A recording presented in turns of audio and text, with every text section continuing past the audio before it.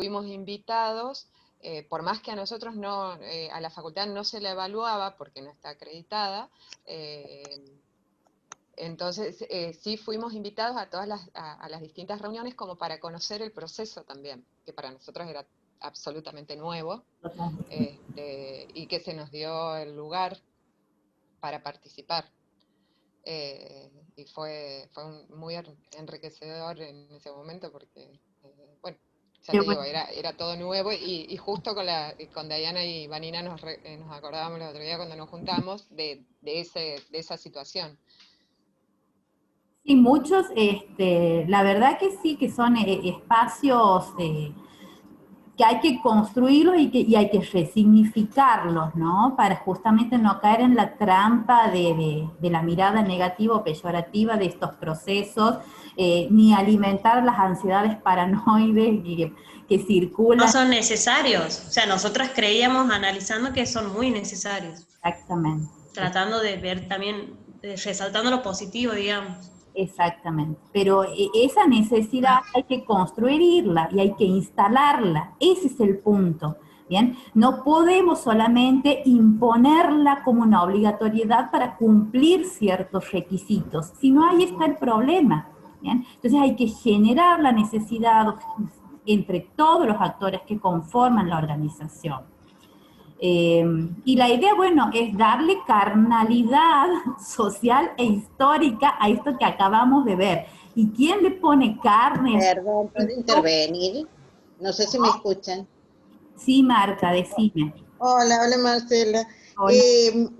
Hablando de cómo hacer para que esta evaluación y autoevaluación se transforme en una cultura y veamos que es necesario que para eso lo primero que tiene que suceder es desde la primera evaluación, cuando se identifican falencias y hay un reclamo de parte de algún sector respecto a esa falencia, que se la solucione.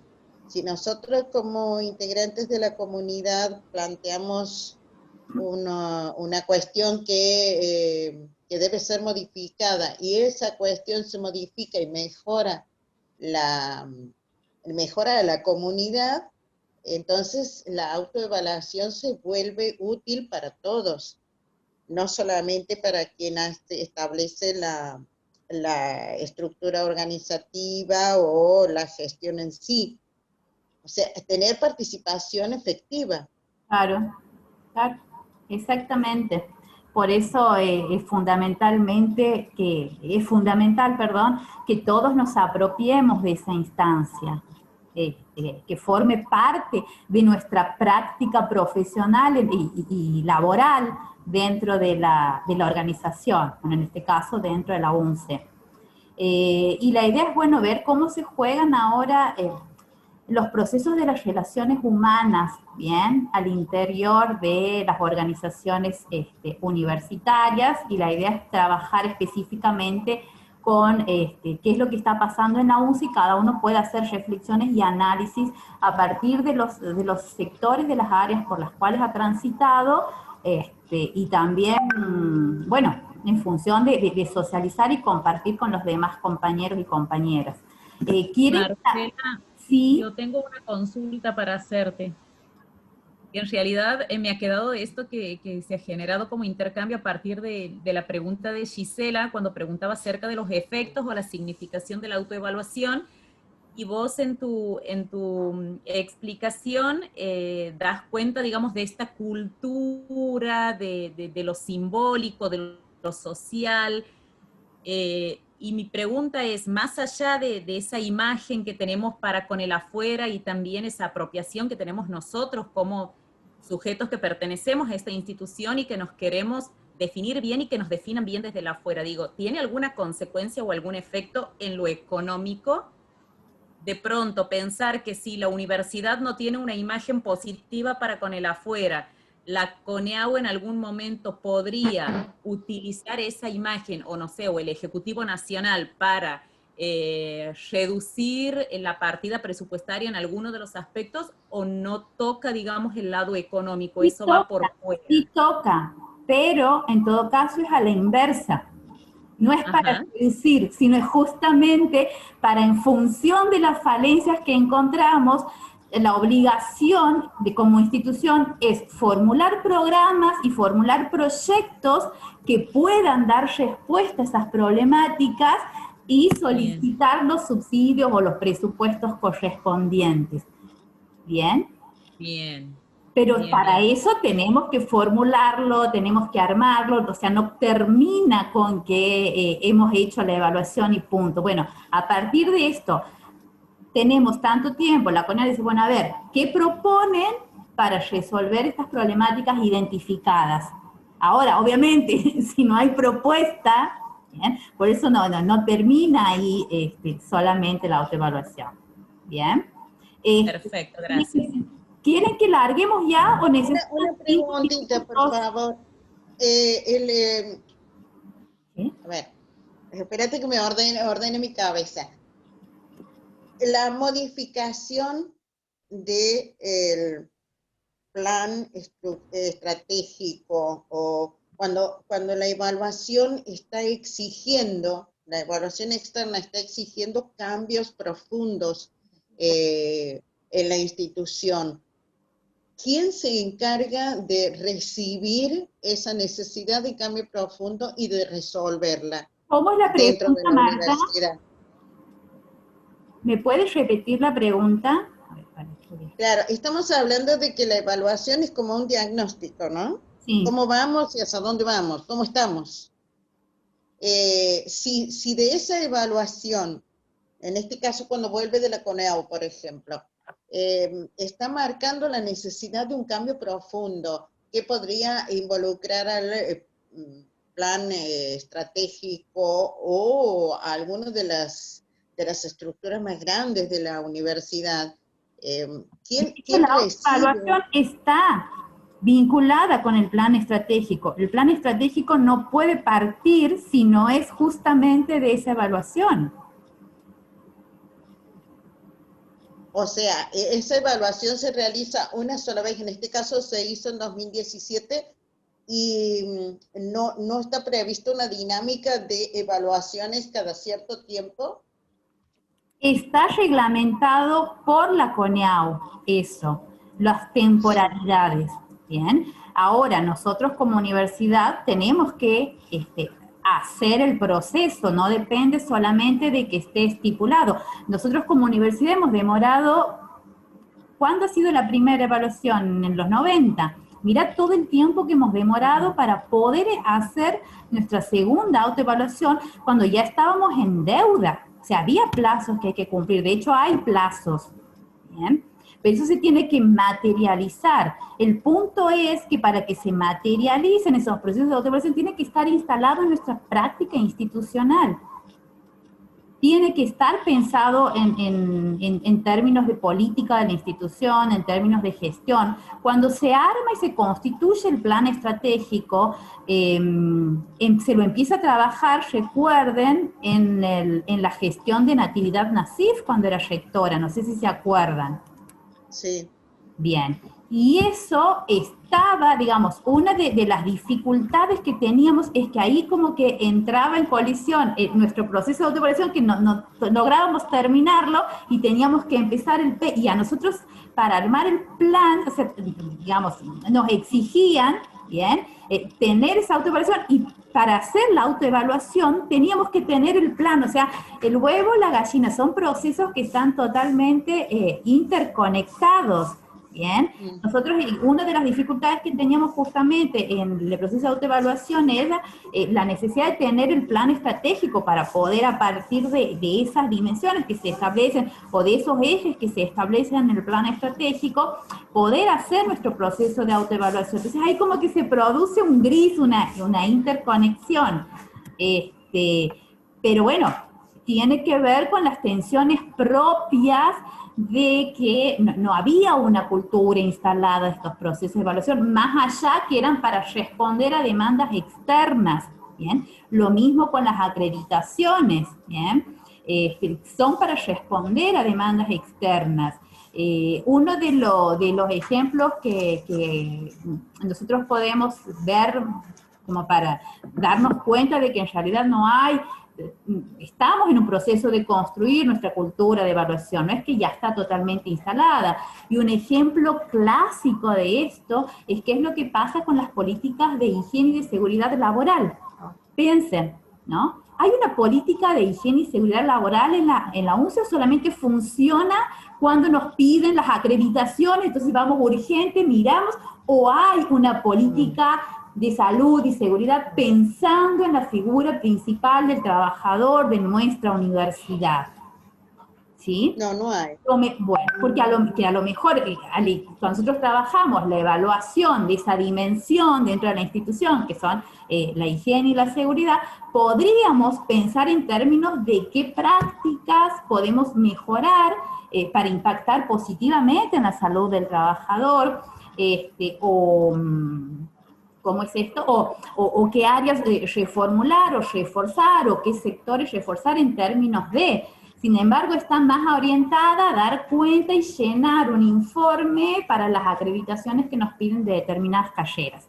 ¿Se entiende cuál es? O sea, no alcanza, con lo que yo quiero mostrarles con esto, es que para que se den determinadas prácticas, para que nosotros como actores nos apropiemos de determinadas prácticas, no alcanzan con las condiciones objetivas que te da la institución. Cuando me refiero a las condiciones objetivas, que dice, bueno, que te pauta una resolución, que te pauta, que define el área, esta área se va a encargar de esto, va a haber una resolución que diga esto, son necesarias también las condiciones subjetivas, y ahí viene la cuestión de la apropiación, ¿bien? Que yo incorpore esa cultura de evaluación, de autoevaluación, y esto en todos los procesos, que damos el ejemplo de evaluación porque es lo que ha surgido en la charla del foro, en la charla de la clase de hoy. El foro ya lo vamos a armar, pero un poco esa es la idea.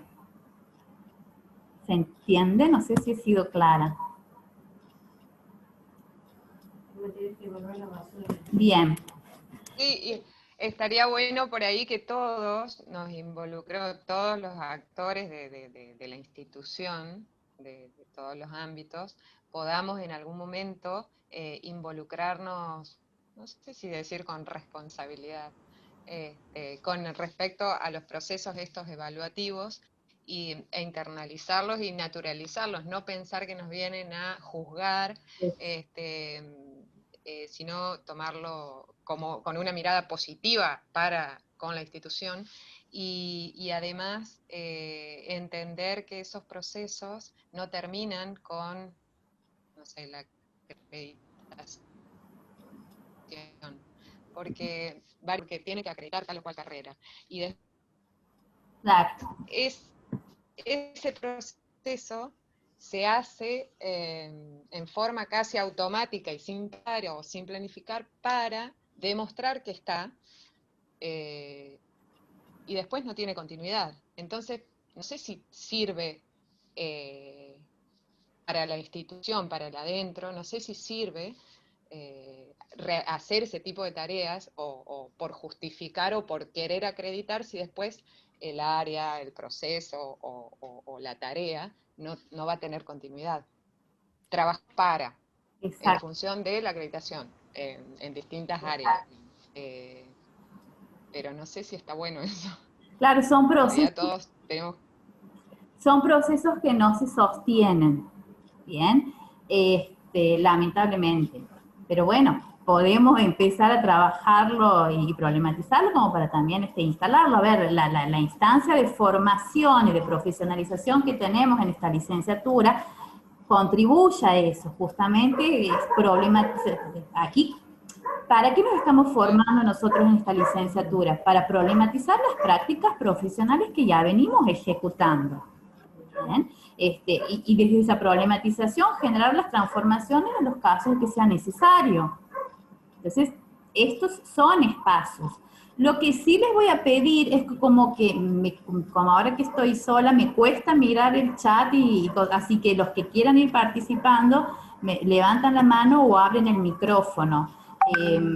Porque aquí estaban planteando el tema, tengo entendido que se evalúa en base a los estándares determinados por el Ministerio de Educación junto al Consejo. Sí, bueno, es la CONEAO, justamente. ¿bien? Y que se revisan para mejorar los establecidos, sí. Bien.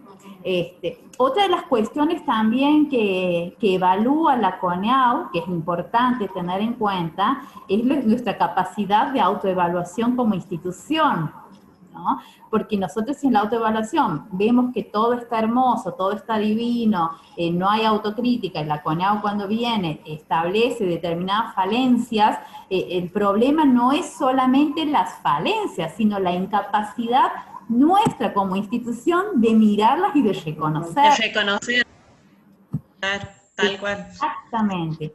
Y ese es un dato muy importante, que era una que, por lo menos cuando hicimos la autoevaluación, una de las áreas, sin importar cuál, dónde, cómo, por qué, o sea, tenía un informe muy positivo de sí mismo, de sí misma, y en reuniones con la comisión de autoevaluación se lo puso en cuestión como para que remiren nuevamente el proceso, porque cuando vengan los evaluadores externos y miren ese análisis y ese autodiagnóstico que se había hecho, iba a ser más grave, no las falencias que tenga el área, sino la incapacidad del área de haber visto sus propias falencias.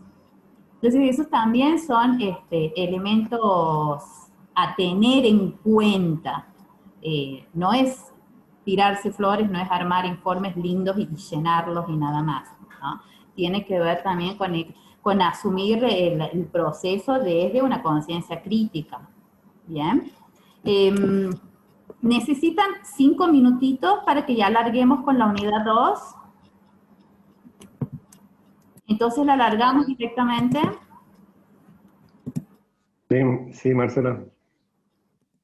¿Terminaríamos a las 9, Marce? Si es por cumplir el horario, sí. Si es por terminar, no. Pequeño detalle.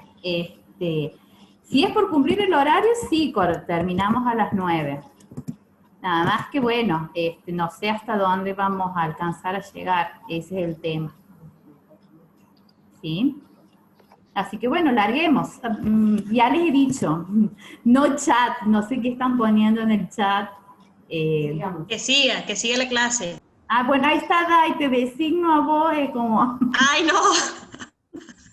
Lectora de chat. Lectora de chat. Vamos a entrar a ver, como les decía al principio, hace un rato, esta cuestión a estas estructuras, a estas funciones, a estas unidades académicas, ponerle carne y hueso. ¿Bien? Es decir, aquí vamos a trabajar específicamente las relaciones humanas, cómo se configuran estas relaciones humanas en el interior de estos tipos de organizaciones que son que tienen sus particularidades y sus especificidades. No son las relaciones humanas de una empresa, las relaciones humanas de una escuela secundaria, o sea, son relaciones humanas situadas en un contexto universitario, donde por eso hemos trabajado en la unidad 1, digamos, las dimensiones de la universidad, los atributos que hacen a su complejidad, etcétera, etcétera. Y aquí vamos a trabajar con 2 categorías de análisis, porque esto es una de las tareas que ustedes van a tener que hacer, mirar la universidad desde sus áreas, desde sus sectores, desde sus unidades académicas, donde van a tener que analizar las 2 dimensiones que configuran y que determinan nuestros modos de vincularnos y de relacionarnos al interior de la universidad, que es la organización y la institución. Y vamos a ver, bueno, qué diferencias hay entre cada uno, o mejor dicho, les voy a preguntar a ustedes. Y cómo juegan en estas dinámicas la tensión entre lo instituido y lo instituyente. Para eso tenemos que clarificar ciertos conceptos, ahí pueden colaborar varias y varios de los compañeros y compañeras que también manejan la temática, así que estoy dispuesta a recibir los aportes en la charla. Y me van interrumpiendo y me van parando en la medida que vayamos necesitando. Entonces, el objetivo principal a partir de este momento, en esta clase, es esto, es identificar, describir cómo se configuran las relaciones humanas en el contexto de la universidad. ¿Bien? ¿Para qué? Para, digamos, para poder identificarlas, poder problematizarlas, para poder ver por dónde son necesarios incorporar determinadas transformaciones en prácticas sociales o en las prácticas que se dan al interior de nuestra universidad. Pero es necesario clarificar los conceptos que nos están atravesando, que son el de organización, institución, y lo instituido y lo instituyente. Aquí nosotros vamos a partir, cuando se mueva esto, ahí está. Primero los voy a contextualizar un poco porque no todos los compañeros y las compañeras por ahí manejan la terminología que vamos a empezar a usar en esta unidad 2. ¿Bien? Entonces sí es importante clarificarlos y posicionarlos desde dónde estamos parados y desde dónde vamos a mirar nosotros la problemática de las relaciones humanas. Nosotros nos vamos a parar desde los constructos teóricos que nos proporciona la psicología social. ¿Bien? Entonces por ahí vamos a ver varios términos que si requieren clarificación los vamos discutiendo en la clase. ¿Y por qué nos paramos desde la perspectiva, desde los constructos teóricos, perdón, de la psicología social? Porque básicamente lo que nos plantea la psicología social es que nosotros somos sujetos no racionales, sino relacionales. O sea, somos sujetos de relación porque nos constituimos como tales en una trama vincular. ¿Bien? Es decir, que cuando venimos al mundo, venimos en el marco de un vínculo con la madre, o sea, el vínculo madre y la cría, como, digamos, es el vínculo fundante de nosotros como sujetos cuando venimos al mundo, porque hay alguien que nos nombra, ¿bien? Y al venir al mundo, ese contexto íntimo nos incorpora en esa trama vincular. O sea, aquí el vínculo es central para poder entender los procesos de relación. Y este vínculo lo entendemos en dos sentidos, como rasgo de sociabilidad, ¿bien? Porque justamente es nuestro rasgo de sociabilidad en el sentido que venimos al mundo y no venimos sueltos, sino venimos anclados en esa trama, en ese sistema relacional primero que se llamará familia.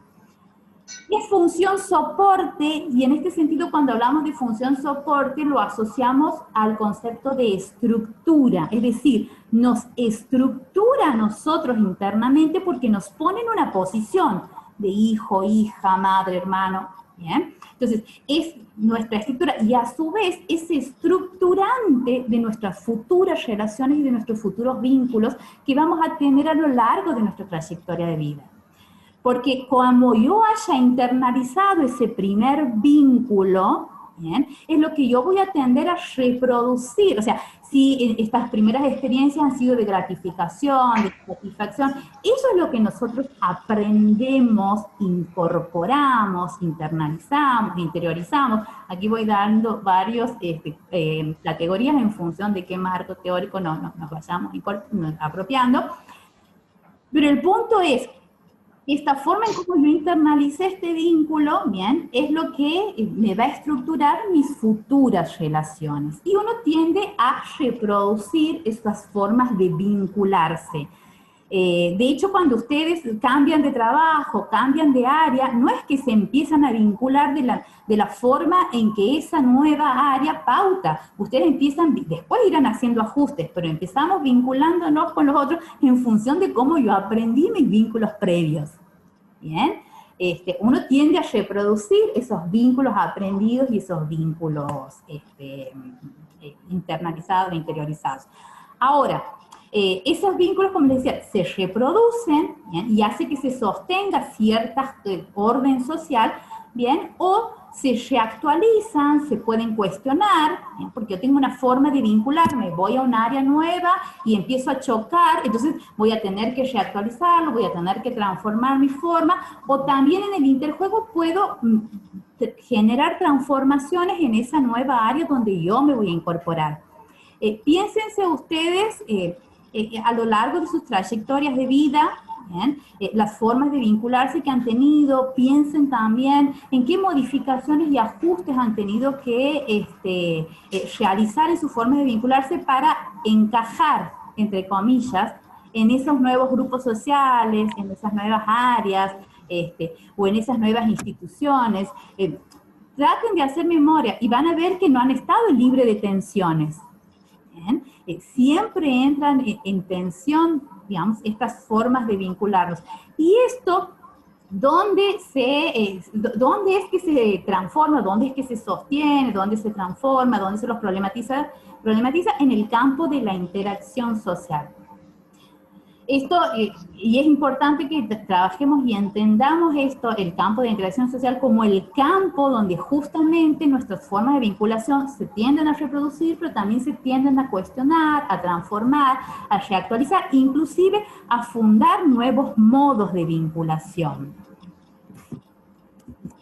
Esto, nuestro campo de la interacción social, ¿cuál va a ser específicamente? Nuestra organización universitaria, ¿bien? Como para que nos vayamos posicionando en terreno, ¿bien? Entonces, por eso yo quería que entiendan, somos sujetos relacionales, aprendemos una forma de vincularnos, y con esa forma de vincularnos es que interactuamos en el campo de la interacción social, ¿bien? Que ese campo está constituido por muchas cuestiones. Aquí vamos a trabajar específicamente en la universidad, pero bueno, esto como para que, porque después vamos a empezar a ver modos de comunicarnos, vamos a ver conflictos, entonces es importante que esto se entienda. Ahora bien, en este campo de interacción social, donde nosotros empezamos a vincularnos unos con otros, como les decía, o sea, no son naturales, ni fáciles, ni ligeros, ni lineales, sino que son campos de tensión, por las formas en cómo yo me he aprendido a vincularme, como las formas en que me impone ese campo o esa área que me tengo que vincular, y todas estas tensiones se juegan porque se dan procesos de influencia social dentro del campo de la interacción. Influencias que también las vamos a ver en nuestro contexto universitario, ¿bien? Así como las vemos en la sociedad, las vemos también a nivel más micro en nuestro contexto universitario. Y la influencia social la vamos a entender en dos sentidos. Por un lado, como presión que busca estandarizar conductas, que busca normalizar determinados comportamientos dentro de ese campo, dentro de esa área o dentro de esa realidad, ese pedazo de realidad, si lo queremos hacer más gráfico. ¿Bien? Entonces, ¿cómo? Instalando discursos, instalando prácticas, instalando lo que es correcto, lo que no es correcto, y uno tiende a aceptar, ¿bien?, esa influencia para poder ser parte de ese sector, de ese grupo, de esa sociedad, de esa organización. ¿Bien?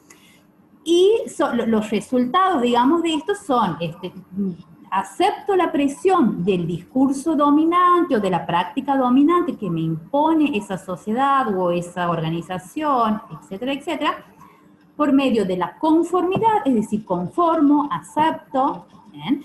Porque además eso me garantiza pertenencia y me garantiza que voy a estar anclado a algo, o por obediencia, que esos son otros mecanismos y procesos que tienen que ver con este reconocimiento de la autoridad, que tiene que ver con el concepto de autoridad que uno internaliza ya desde la infancia, ¿no? Porque uno lo primero que aprende en la infancia, a través de la influencia social, es a obedecer a padre y madre, ¿bien? Por un reconocimiento de autoridad. Bueno, ese tipo de procesos también se juegan a lo largo de nuestra trayectoria biográfica. Pero por otro lado también, como les decía, no es que uno todo acepta, no es que aceptamos siempre las normas, los discursos, las prácticas que se nos imponen como las correctas o las dominantes, ¿no? Si no, no habría cambio social, no habría transformación, nuestras organizaciones tampoco se transformarían, ¿bien? Entonces también se generan procesos de resistencia. Y estas resistencias se resuelven por conflicto. O sea, aquí nosotros cuando trabajemos el conflicto lo vamos a ver netamente positivo, ¿bien? Porque es lo que ¿por qué va a tener una perspectiva positiva desde la psicología social? No solamente porque me mejora la relación, porque por ahí desde los discursos decimos para mejorar las relaciones sociales y hacernos más amigos, o sea, una oportunidad, o sea, aquí el conflicto es fundamental y es visto como manera positiva porque es la única forma de generar transformaciones en las prácticas sociales de una sociedad, de una organización, de un grupo. ¿Por qué? Porque uno toma también conciencia de dónde está parado, ¿bien? El hecho de entrar en conflicto, o sea, me permite a mí reconocer y fortalecer mi propia identidad en contra de las identidades de los otros, de las otras. Y es necesario los procesos de consenso. Habrá que entrar a acordar, a negociar con esos otros a partir de múltiples estrategias. ¿Bien? Una de las formas, bueno, y esto lo pongo el tema de los grupos minoritarios, porque una de las formas de resistir es a través de la influencia minoritaria. Cuando hablamos de influencia minoritaria, decimos que es aquella que es ejercida a partir de grupos minoritarios. ¿Y qué son los grupos minoritarios? Me van haciendo preguntas, me van interrumpiendo, ¿no? Por favor. ¿A qué entendemos nosotros o la psicología social, mejor dicho, a qué entiende o a qué define como grupos minoritarios? Aquellos grupos que sostienen discursos alternativos o prácticas alternativas, pero no tienen los recursos de poder necesarios para imponerlos e instalarlos. Entonces requieren, bien, estos grupos iniciar procesos de influencia de manera sistemática, continuada en el tiempo, coherente. Pensemos nosotros en los grupos feministas, ¿bien? Han podido ejercer influencia, es decir, han podido instalar una práctica y un discurso alternativo porque han sido años de sostener una lucha de manera sistemática, homogénea, continua. Cuando había perspectivas diferentes dentro del mismo feminismo, han podido integrarlas, han podido aliarse, han podido articular, ¿bien? Si esto no lograban estos grupos minoritarios, no hubiesen generado influencia minoritaria. ¿Y dónde vemos nosotros la influencia minoritaria? En una ley Micaela, por ejemplo, ¿bien? En la incorporación de un programa de géneros y violencia dentro de la universidad, por ejemplo. La RAE ahora nos incorpora el eje, que no, sí, ¿bien? O sea, se van generando esas transformaciones. Perdón, Marcela, el eje no ha sido rechazado nuevamente por la RAE. Bueno, rechazado supongamos que haya sido rechazado, pero no es poca cosa que haya sido discutido, porque antes ni siquiera entraba en discusión de la RAE. Claro, se ha visibilizado. En una institución tradicional, patriarcal, etcétera, etcétera. Bien. Fíjate que lo han llevado a discusión, y eso ya es un gran avance. Supongamos que lo rechacen, no he leído yo ese artículo, pero bueno, después pasámelo si lo tienen. Dale. Suponte que pero lo han tratado. Antes, hace un par de años atrás, ni siquiera era un tema a tratar por ese tipo de instituciones. Uy, son las 9:10. Bien. Vamos. Marcela, la persistencia en el tiempo es como un elemento, digamos, del que hacen uso estas minorías para que terminen esto de tomar visibilidad, para que se discuta, para que se considere. Sí. Si bien no cuentan con ese poder para decir pienso esto y propongo este cambio y se produce la transformación, el tiempo, la persistencia en el tiempo es el elemento, digamos, aliado. Exacto. Es fundamental, la persistencia. ¿Por qué? Porque la influencia minoritaria no se genera de un día para el otro. ¿Bien? Entonces pensemos en cuántos grupos minoritarios no han llegado a generar ninguna, o sea, no aceptaban determinadas discursos o determinadas prácticas, pero no han llegado a instalar una alternativa, ¿bien? ¿Por qué? Porque no han podido sostenerse en el tiempo, ¿bien? Y aquí...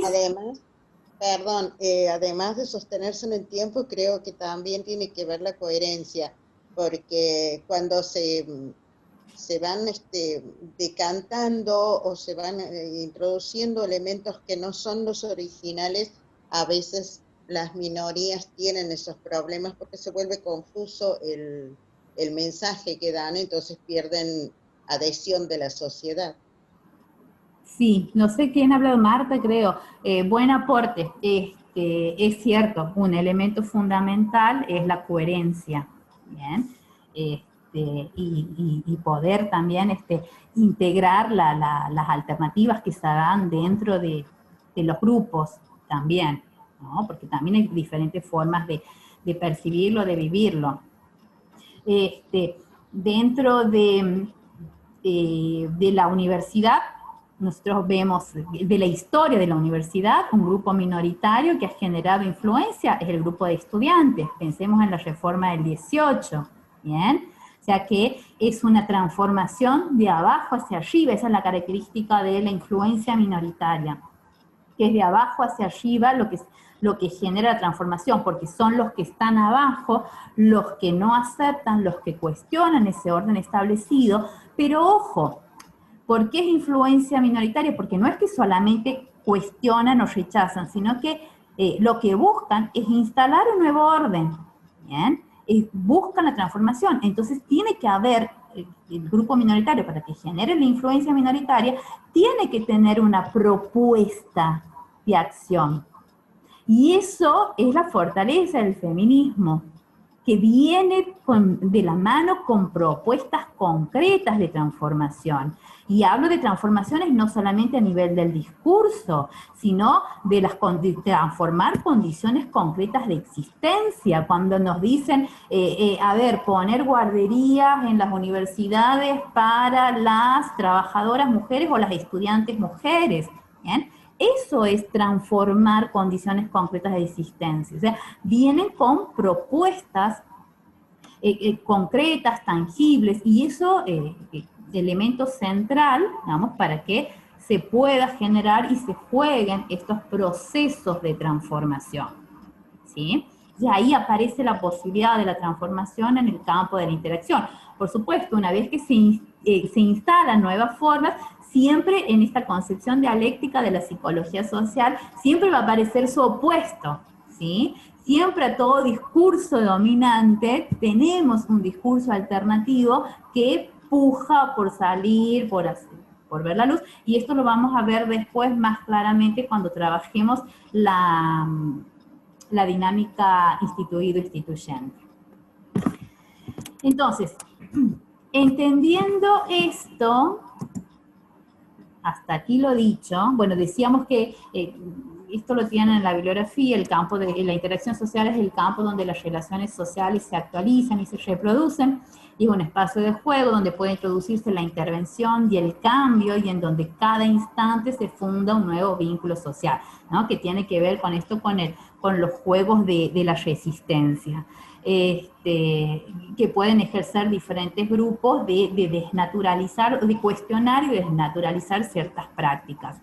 Y es la interacción, digamos, en la interacción social es donde se encuentra lo subjetivo, mi historia, mi biografía, mi forma de vincularme, o sea, con lo social, con esos discursos que están en lo social, con esas prácticas hegemónicas y dominantes que están en lo social, y que va configurando nuestros modos de ser, y a partir también de los cuales yo me puedo ir deconstruyendo y generar nuevos modos de ser.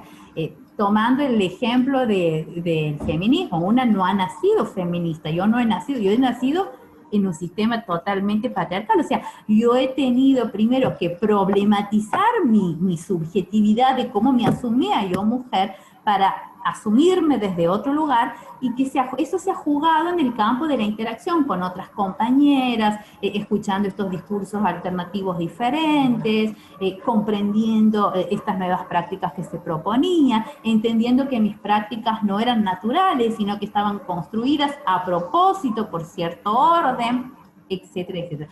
Y esto lo estoy hablando muy a nivel general, muy a nivel social, porque yo después quiero que entremos específicamente cómo vemos estas tensiones, este interjuego al interior de la universidad, cuando hay ciertas formas de hacer universidad, ¿bien? Cuando yo tengo instalada una idea de cómo se hace universidad y cuál es la idea dominante instalada dentro de mi organización, cómo pueden entrar en tensión y en choque, que eso ya es un trabajo más reflexivo que lo vamos a ir haciendo y que lo irán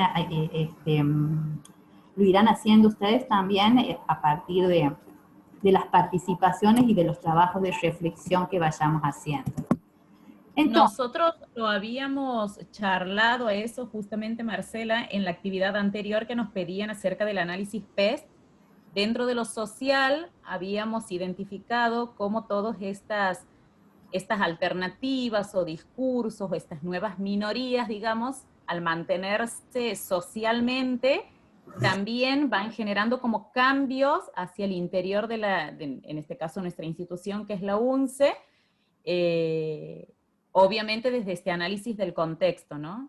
Y veíamos, digamos, los cambios que se van generando, cómo se han ido generando también como de manera muy pausada, muy paulatina, y que hoy ya ocupan un espacio en donde el reconocimiento no solo es a nivel institucional, sino también intrainstitucional, o sea, la sociedad en sí, reconoce a la universidad como una institución educativa que ha incorporado esta mirada, por ejemplo, de género. exactamente.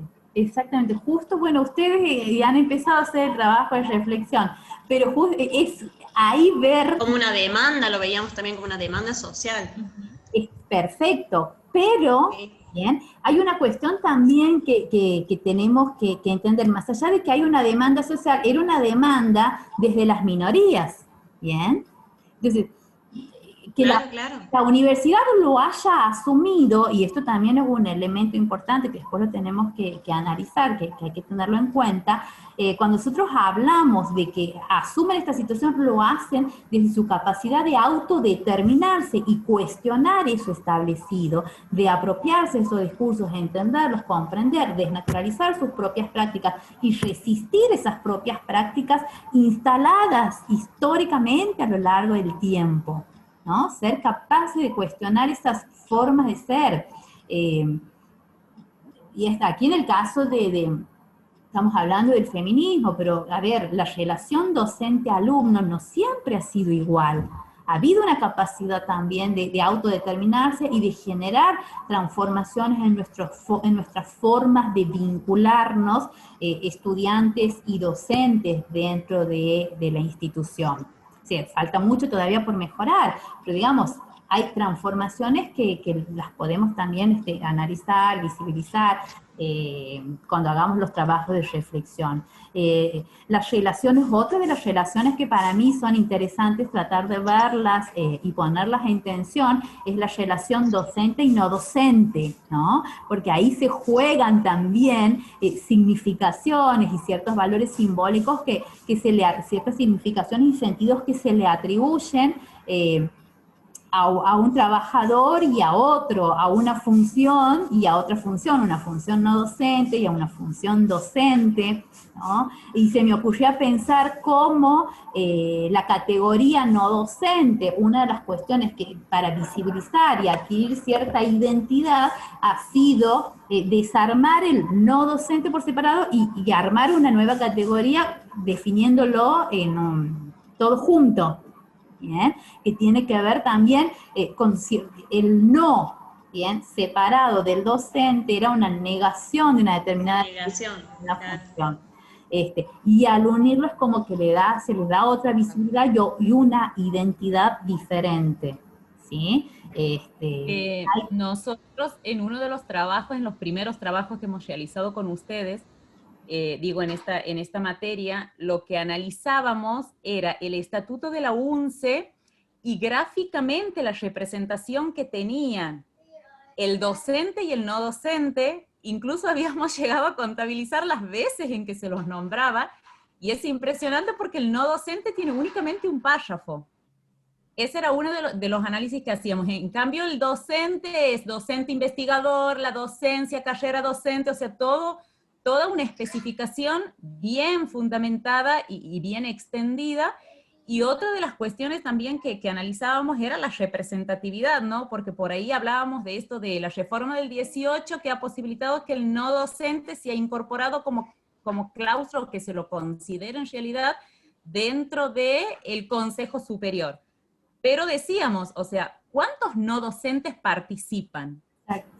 En relación a la cantidad de docentes, en relación a la cantidad de estudiantes, Graduados. por ahí también de graduados, y por ahí veíamos que es como una representatividad, digamos, disfrazada, o sea, está bien, quieres pertenecer, perteneces y te nombramos, pero en la práctica misma eso no se visibiliza. O sea, estás pero no estás. Representas pero no representas, entonces por ahí hay como mucho detrás como para analizar, ¿no? Muchísimo, muchísimo. Ahí podemos abrir el juego también. Debatíamos nosotros en ese momento en el grupo si realmente quienes habían instalado o quienes habían puesto en esa función del no docente en el Consejo Superior o en esas estructuras de gobierno, realmente consideraban importante esa presencia o no. Y qué mejor este espacio donde estamos un grupo de no docentes como estudiantes para abrir el juego y debatirlo, ¿no? Y empezar como a pensar como un grupo minoritario que en realidad están, pero no están, digamos, no. Tal cual. Exactamente. Pero bueno, como decían ustedes, ¿no? Falta mucho por recorrer. ¿Alguien estaba hablando o no? Sí, yo, Marta Bossarelli. Marta.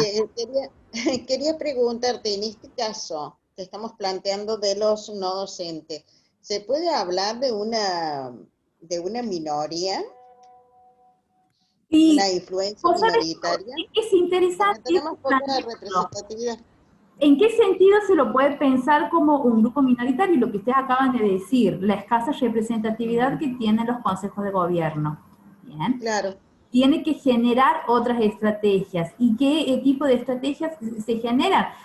Por fuera, por ejemplo, a través de los gremios, ¿bien? A través del gremio no docente. Entonces desde ahí se empuja, pero interiormente dentro de la institución puede entendérselo como un grupo minoritario por lo mismo que han dicho ustedes, la falta de representatividad, pero representatividad. La poca visibilidad en realidad. En el estatuto, que es lo que nos norma a nosotros, digamos, que por ahí lo analizábamos bien a hondo. Los tiempos también, ¿no? De la participación en el gobierno también son diferentes a las del docente, a las de la figura del docente. Quisiera agregar algo, Marcela, si me permites, que cuando se realizó la reforma del Estatuto de la UNCE para que quede plasmado la carrera docente, la representante en ese momento de los no docentes, Delia Peralta, presentó con compañía de varios compañeros, más el apoyo del gremio, la solicitud de que seamos incluidos como capítulo. Y en esa reunión, la entonces rectora Natividad Nasib se comprometió a tratarlo. O sea, sí se vienen haciendo gestiones. Lo que pasa es que en el cuerpo no lo tratan. Claro. Nosotros no hablábamos de que desde nuestro lugar como no docente no haya una lucha y no haya gestión, sino que poca representatividad, como vos decías recién, que ni siquiera tenemos un capítulo dentro del estatuto. Y eso tiene... Y eso nos parecía muy importante. Totalmente, porque tiene... Todo ese capítulo ha sido lo que se ha presentado, Carolina, en ese momento. Yo te hablo de casi 10 años. Claro, Más. sí, por eso yo desconozco eso y en el grupo se charló y teníamos intención de traerlo a la clase en algún momento, en algún espacio, porque es importante poder debatirlo, ¿no? Para Y hacer estaría bueno una reflexión.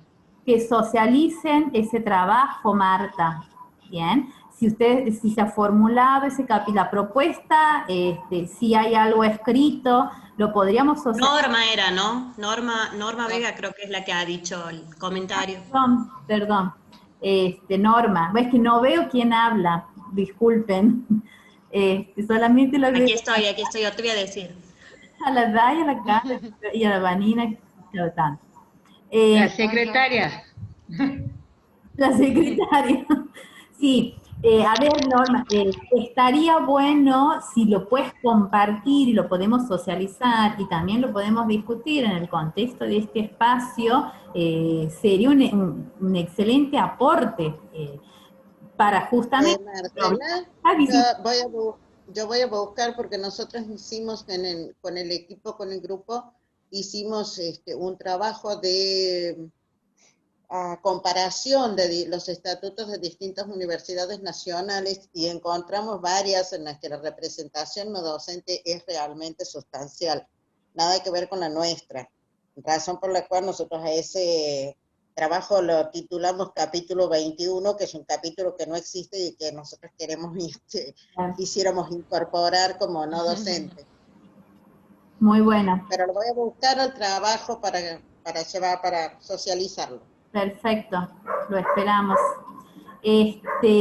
Bueno, entonces, no los voy a ocupar mucho más tiempo, sí quiero aclarar unas cuestiones y dejarles una tareita pequeña, que no requiera lectura, ¿no? Porque no quiero que lean antes de que hagan este ejercicio. A la lectura que venga después. Para poder comprender entonces estas formas de este campo de la interacción social, nosotros miramos justamente la realidad social, valga la redundancia, donde se da este interjuego. Y estas formas de interacción que se juegan tienen que ver... Esperen un segundito.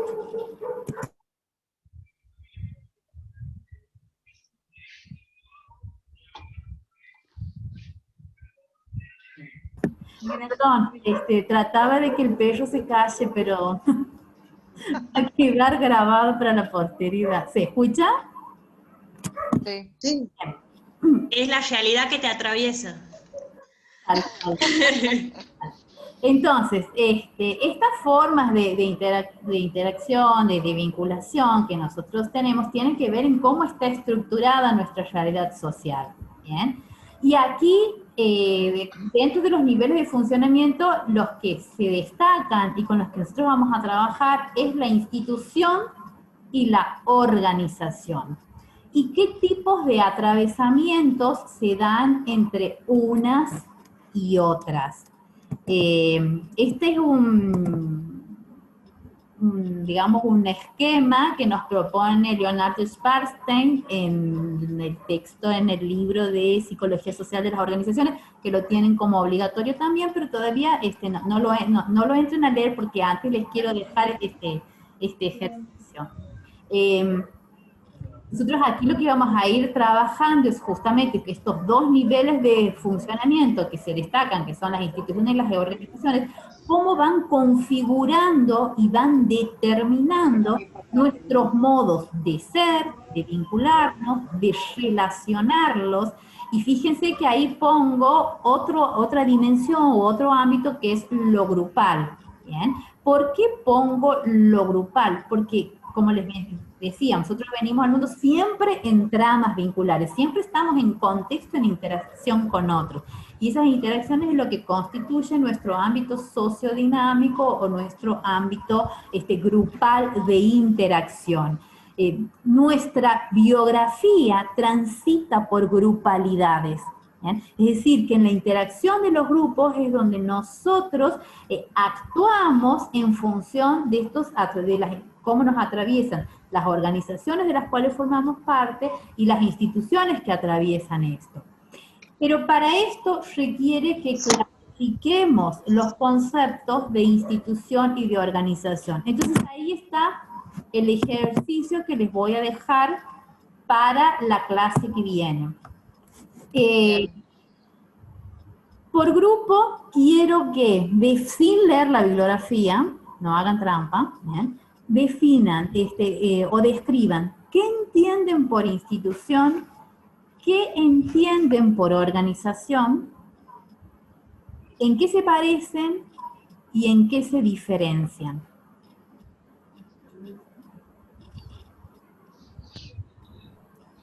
¿Se entiende la consigna? ¿Qué entendemos por institución? ¿Qué entendemos por organización? ¿En qué se parecen y en qué se diferencian? Bien. Esto lo vamos a ir armando, voy a crear el foro para que yo ya lo vaya visualizando, para que el miércoles que viene podamos partir de estas concepciones. ¿Por qué me interesa que sea antes de después si quieren pueden leer la bibliografía, pero el ejercicio tiene que ser sin la lectura previa, porque es interesante trabajar con qué concepciones o con qué creencias nos estamos manejando nosotros en torno a estas unidades, a estas categorías de análisis, que es lo que nos va a servir a nosotros después para mirar nuestras relaciones humanas al interior de la universidad. ¿Se entiende? Bien, esperen que... acá. Dejar de compartir un ratito. Bien. Hasta aquí. ¿Queda la consigna en el chat? Pregunta la Azucena. La voy a poner en forma de foro dentro de lo que es la plataforma, ¿sí? Ahí la idea es que vayan contestando, no contesten todos, uno por grupo y pone clara quiénes son los que han participado en esa reflexión.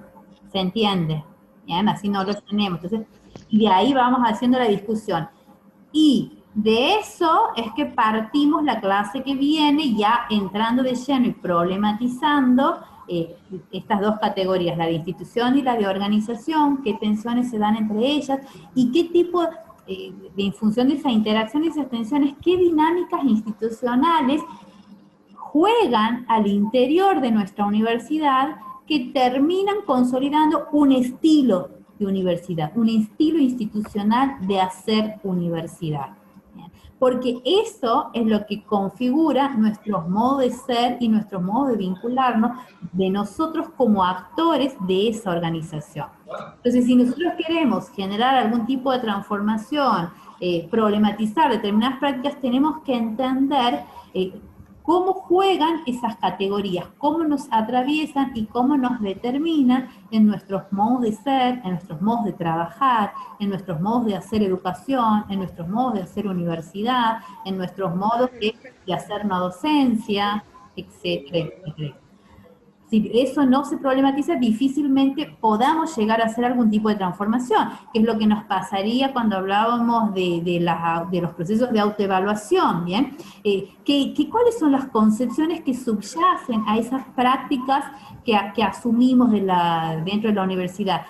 Creencia, no creencia, positivo, negativo. Entonces, si nosotros no problematizamos eso, difícilmente nosotros podamos instalar una práctica de la evaluación como una herramienta fundamental, necesaria, que nos ayuda a mejorar, etcétera, etcétera, etcétera.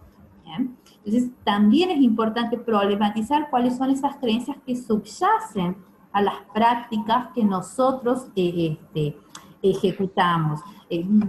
Pensando en el término, por ejemplo, del rol de docente, yo puedo incorporarme todas las bibliografías nuevas o las pedagogías más críticas y reproducir un discurso, pero mi concepción no la problematizo. Chao, el docente es el que manda, se hace lo que yo digo. Entonces, en el discurso hay como una pseudo apropiación de esas nuevas teorías, pero en la práctica no hay transformaciones. ¿Por qué? Porque no estoy problematizando cuáles son las creencias y las concepciones en las que yo me he constituido como docente, en el ejercicio de esa docencia. Bueno, aquí pasa exactamente lo mismo.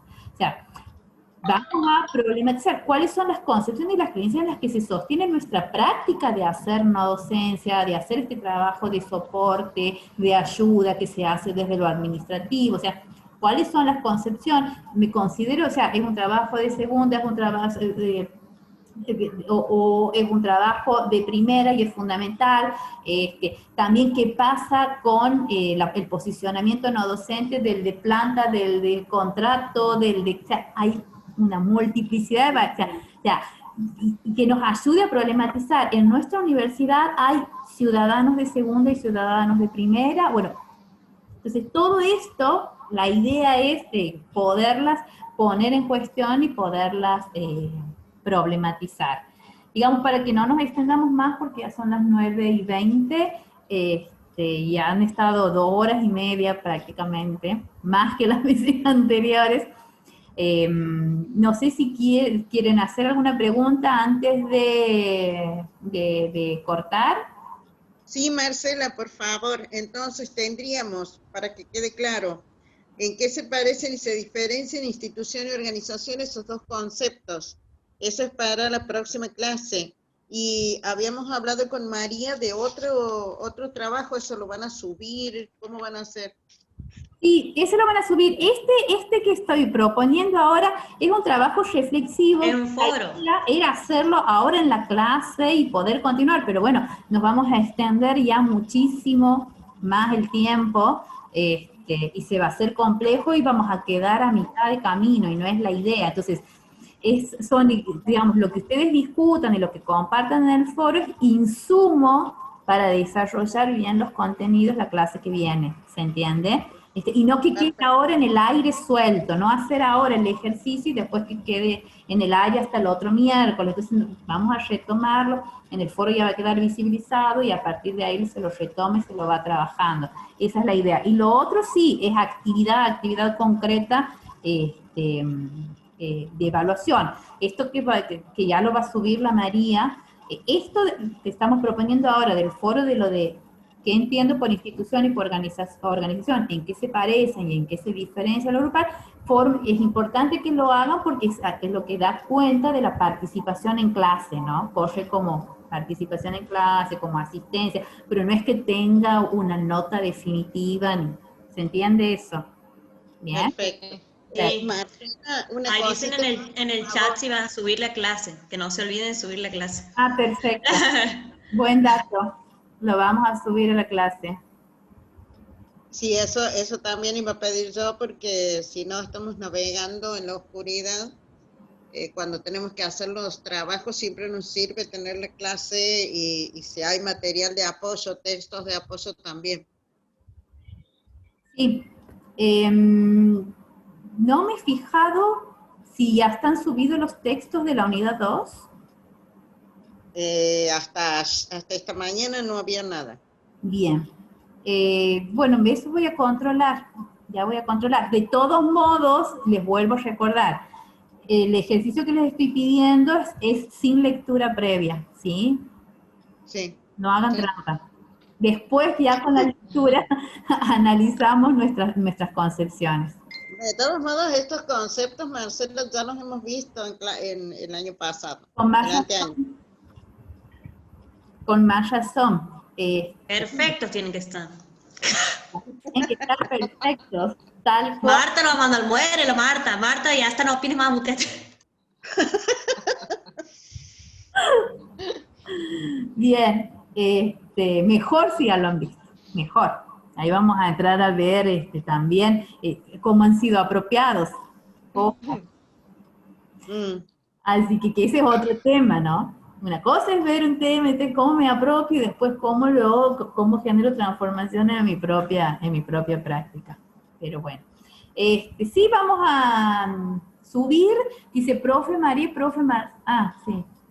Héctor también. No, que nos olvidamos de subir la clase, que tanto lo remarcan. Sí, dice la Vanina, perdón. No, mañana En serio, mañana sin falta subimos. Oh,